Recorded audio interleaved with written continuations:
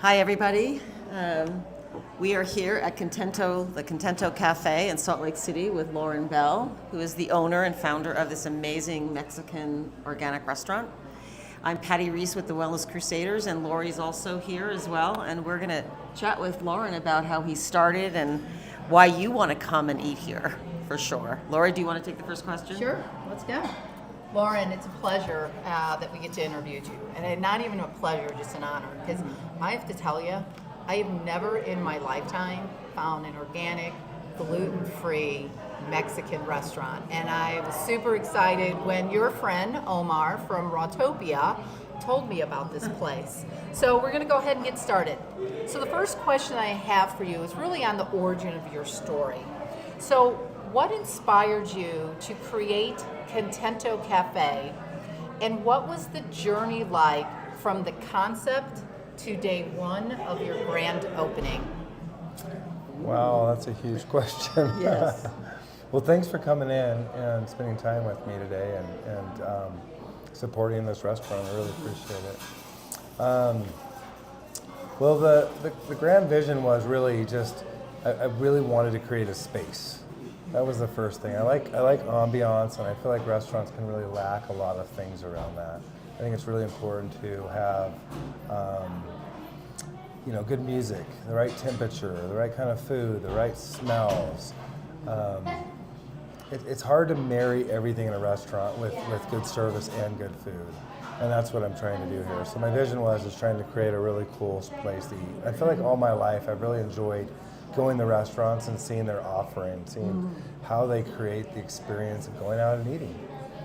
And so that was kind of how that worked. And then I started this concept because I've always just had a dream of having my own restaurant.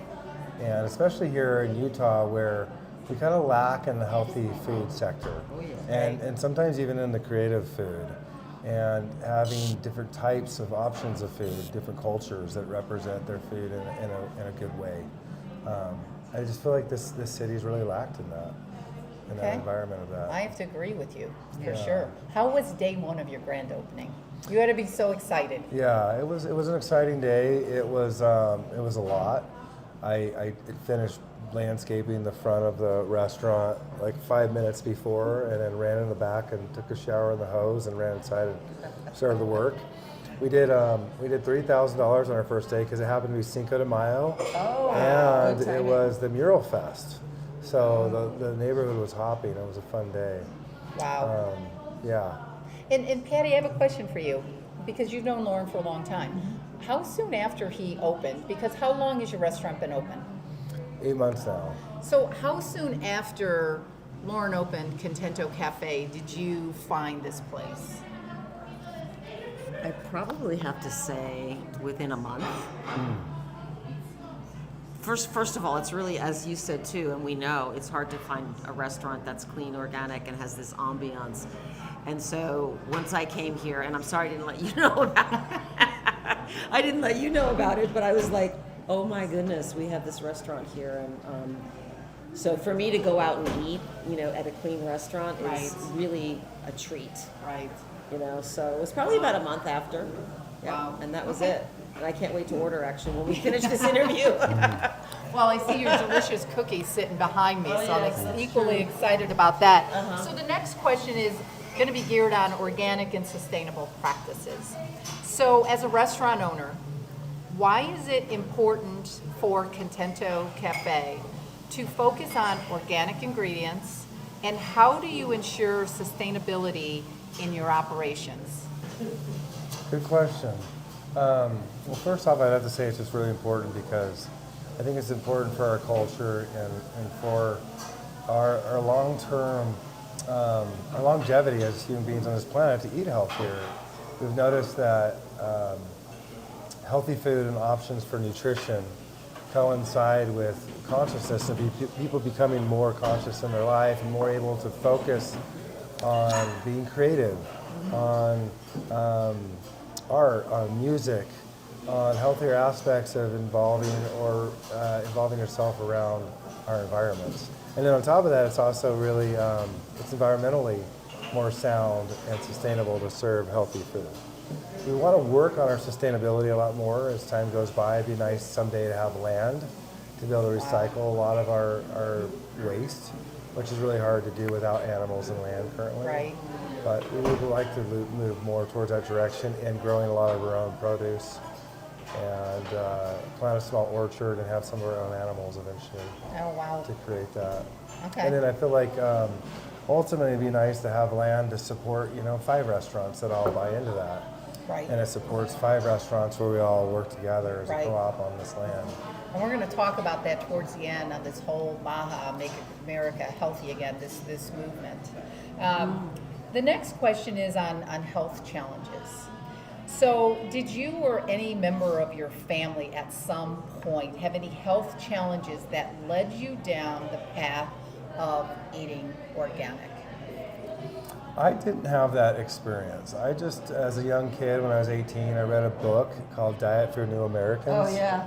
It was old. It's an old book. It's It's an a old good book. one. It was written by the heiress to the Ben and Jerry's dynasty. And he was just yes. observing his family. So I was young enough then that I read that book and quit eating the way I was eating.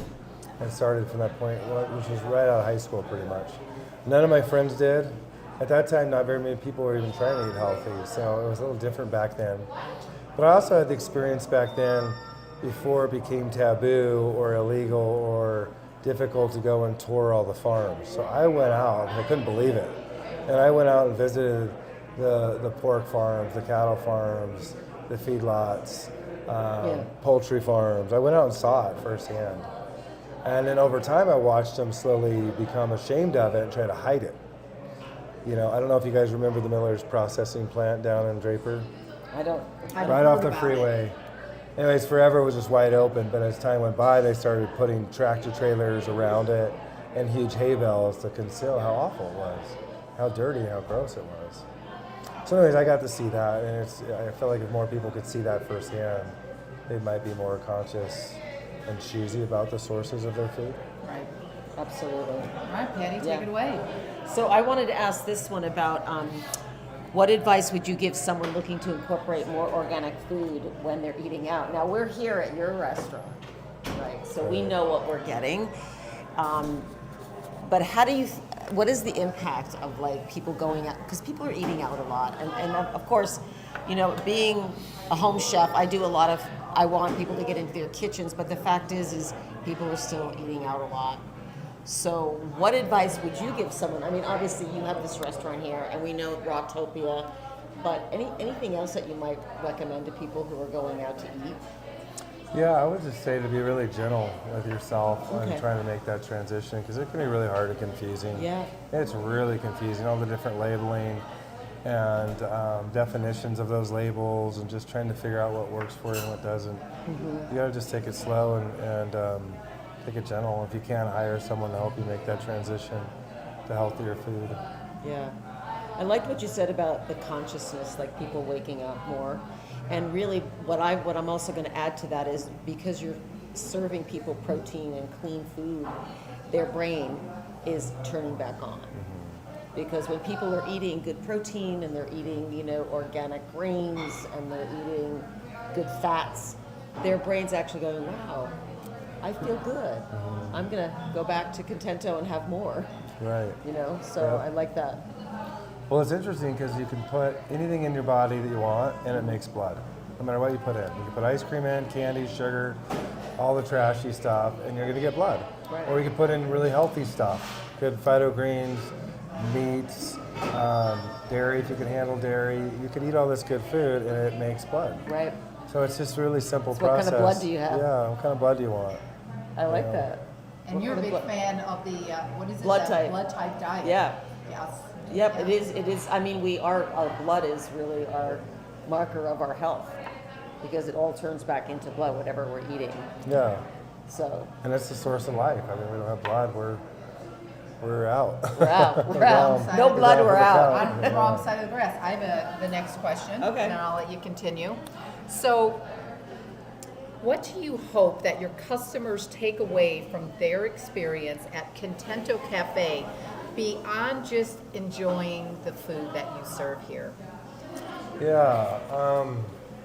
Well, when I was creating this place, I really wanted to create a a place where people can truly just come and relax and eat food and not worry about everything. It's a lot harder to pull off than I thought. Training servers, getting the food right, and just intersecting with people around kind of a sensitive life activity, eating food. Everyone has different taste buds. Everyone has different temperature gauges in their mouth. It's hot, it's cold, it's too sweet, it's sweet enough. I mean, it's a difficult challenge to try to help everyone have a good experience here, but that is really my goal, and all of us. We have endless meetings and chats and text messages and phone calls about trying to improve and always make the experience here better for people. I love that. I love also just your energy, Lauren, too, because you've got that real kind of like gentle, connected energy about food and about people coming together, which is part of this restaurant too. It's not just, it's the food and then people gathering together. So this last question that I would like to ask you is, what advice would you give to public schools on how to clean up the food they're serving to our children?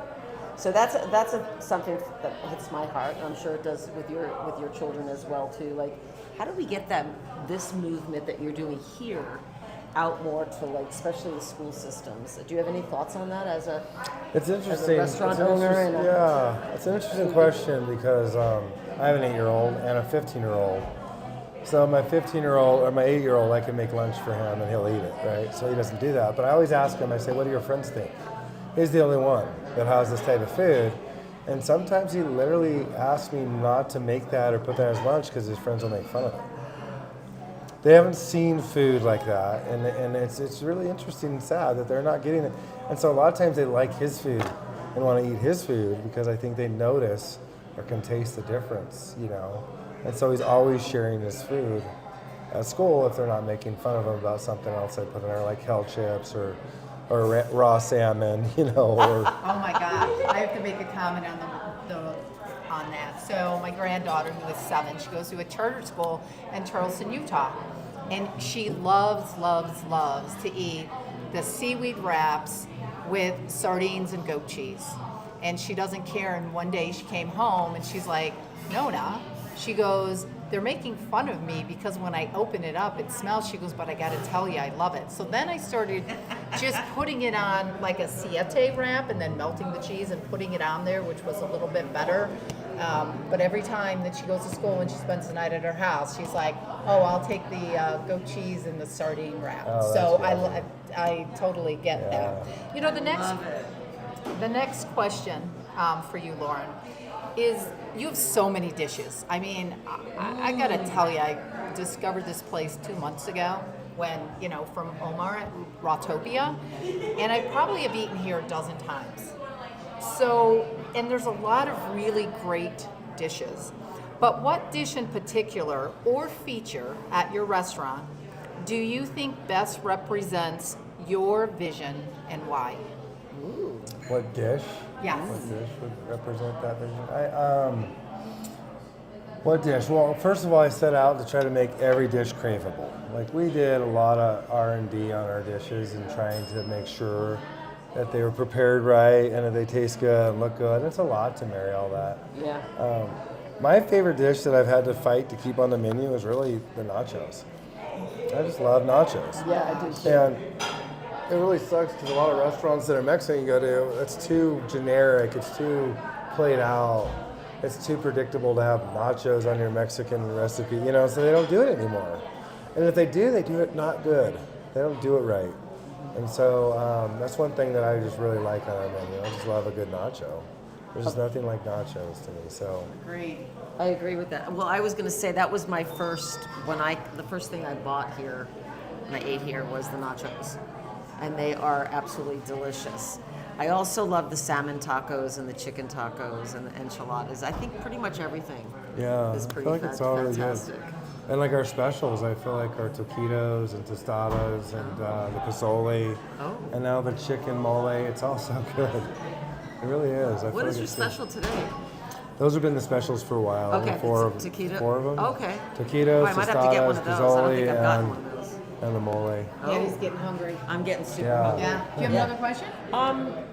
Nope, that's it. I want to eat now. I think we need to eat, and that would be my last thing. And thank All you right, so well, much, I've got Lauren. a couple more questions. Okay. I would really like to get into talking about MAHA, Make America Healthy Again, and the health impacts. So, as a restaurant owner of an organic, gluten-free Mexican restaurant, we all know that MAHA promotes mental awareness as well as eating whole foods that don't contain the harmful chemicals that can lead to ill health as well as ill mental health. How do you see these values, your values, with this restaurant aligning with the restaurant on what the MAHA means as far as making America healthy again? So I think a really effective and strong way to contribute to that is create industries or products that have that in mind. Because we don't want, like, we're all, like, we have a microbiome in our gut, right? We have a microbiome in our skin. Our planet's a microbiome, and in a way, we're the parasites on the microbiome of this planet. And so when we interact the way we do currently, it just creates a lot of problems. So I feel like, eliminating and sending out a message to those who profit from these things, because it's all about profit, that we don't want these chemicals on our food anymore. It kills our microbiome. Right. It also disrupts us as a microbiome on this planet, and then we end up being like cells that aren't communicating with each other. We don't communicate anymore. Right. We're a bunch of parasites kind of running around this planet right now, not communicating. And so I think one of the best ways to do that is how we interact with our planet. And the best way we interact with our planet is we eat from it. Absolutely. Right. So we got to clean up that source of how we eat. So hopefully this restaurant sends a signal to other people that you can do this too and be successful. Like after 7-8 months, we have been wildly successful with a very experimental concept that has not been done here successfully in Utah. And so I really hope that other people can see that and start to create like products and businesses that really want to give back and contribute and change the way we interact with our food and our planet. Right. And I think with the MAHA movement, what my hope is that we will see more restaurants at least go towards gluten-free, if not some gluten-free organic options. I visit a lot of restaurants when I'm driving around, America, and just stopping at a restaurant, looking at the menu, because my husband's hungry at the time. There are many, many, many times I will go in, look at a menu, and I will see that there's nothing gluten-free, nothing organic. Then what we'll do is, my husband's not always, happy with me because he's starving. But we'll get up and leave. We leave a couple bucks just because they placed water, and then we'll continue on our journey to find something else. It's so hard if somebody has to be gluten-free or choose to be gluten-free, like you and I, as well as being organic, because we don't want the herbicides and the pesticides and all of that chemical, toxicity that I view as chemical rape in our body, because that's exactly what is happening. So I'm hoping that MAHA movement is going to help there. And one of the other things that I'm super excited about, I want to just share this with you, we talked about it a little bit, is RFK, who we know had an addiction problem. He is now looking at putting the people into recovery and having them work on the farms. So Patty and Lauren, how would you feel, because you mentioned farms, Lauren, how would you feel if you could have a farm? Maybe it's a community farm with you and Omar and other organic restaurants that are out there. Would you be interested in trying to support that? Because in one of the reasons that Patty, we're really passionate about it, we know that if you're not feeding the brain, that it's going to lead to relapse. No protein food, no amino acids. They eat crap food, bagels and sugar and, tons of coffee. And a lot of soda. Yeah. There's so much soda. Oh my gosh, it's crazy. Rehabs. So how do you feel about it? And Patty, I'd like for you to chime in, because I know you're super excited that we were just talking about this with RFK. About the healing farms? Yes. I think he called them healing farms. Did you hear about that? Okay, so I think you actually sent me the email or something that said he's looking to open up healing farms meaning that people will be on they'll have a farm setting where the food is clean and they're getting fed and being part of working on the farm as well, which is like fantastic, because what I know, and a lot of the people in the addiction recovery world, and also in the mental health world too, anxiety, depression, ADD, which is on, ADD, you know, yeah, on the is that rise. the brain's not just being fed because they're not eating real food, they're not eating protein, they're not eating good fats. It's mostly processed foods. And then, you know, generally they're being moved right into some kind of a medication, you know, which for some is okay, but most people can repair their brain with food. So I think it's an awesome concept. What we know is like 85% of the treatment centers out there that are treating not only just addiction, but also emotional, you know, mental health, depression, Right. are not feeding their brain. They're doing great social psychology, you know, connections and things like Right. that. So Right. I think it's exciting. Oh, no, you don't need that, Oh, need that one. so, you know, Lauren, I want to leave you with what would you like to tell the audience if they've never eaten here before? What would you like to tell them? The reasons why, but have the last word on that. Okay. I really appreciate everyone that's supported us so far. We're super grateful for everyone that's come here. And especially for those that have been patient with like the growing pains. We're 8 months into this. It's quite the undertaking to do when you've never run a restaurant, so I really appreciate that. The takeaway I would say is to come in and try the food. Come in and try what we have to offer and help contribute to it. If you come in with a bad attitude or you're looking for everything to be perfect, it's not going to be. It's just not a perfect scenario. There's literally 1,000 things every day that have to take place to get that food on the plate. And if one of those things has a hiccup, it's not right, it's not perfect, it's not warm, it's missing an ingredient, distributor didn't show up, or whatever. Someone wasn't here today to help prep that. Things just every day are different and challenging and change. So I would have to say that I think that people coming in and helping contribute to this experience as a community, and it's something we need to have work out and be successful with. What's your favorite meal on the menu? The nachos. Then The I nachos. love the nachos. So that's what I Oh was. my gosh. So I'm gonna order the nachos right now and also the salmon tacos. Both. Yes. Okay. Yeah, I'm gonna Yes. have both. And then we really love, we all really love the art of coffee here. So we're always Oh my trying gosh. to just make better coffee, cleaner coffee. And then right now we're working on a elixir bar. So we're Nice. going to offer all these type of like aphrodisiac and heart opening and these Wow. high-end Some like of the herbs. adaptogenic drinks. Yeah, adapto- I love it. So Oh my people don't want gosh. caffeine, then we have these other drinks that are really good. We've made Yeah. a few so far and they're really good. Wonderful. I'm interested Oh, in I'm that, interested only in that. because sometimes we get here at like 4 o'clock and I really don't want a coffee, but the Yeah. the peppermint mocha here is the bomb. So I even had one when I came in here. I was like willing to take the risk of not being able to go to bed till midnight. Anyway, Lauren, thank you. Patty, thank you. Lauren. Yeah, thank you guys. We look forward to we look you. forward to our what we're going to be eating today. So everyone from the Wellness Crusaders, thank you for joining us this evening. Jessica, we missed you this evening. Patty, thank you so much. I love you so much. But good night for now.